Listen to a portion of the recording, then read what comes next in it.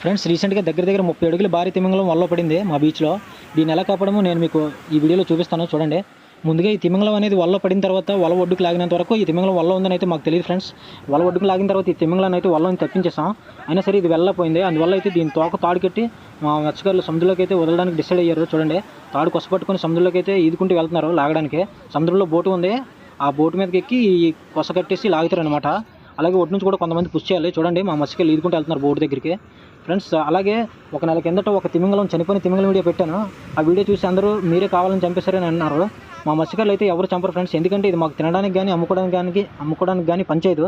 ఇలాగే ఇంతకు ముందు తిమింగలాన్ని కూడా కాపాడడానికి చాలా ప్రయత్నం చేశారు ఫ్రెండ్స్ మా మత్స్యకారులు. కానీ అది నైట్ టైం అవడం వల్ల ఇంత ప్రయత్నం చేయడానికి అవ్వలేదు. ఈ అంతరించిపోతున్న పెద్ద పెద్ద తిమింగలాలను మా మత్స్యకారులు కూడా కాపాడుతున్నారు ఫ్రెండ్స్.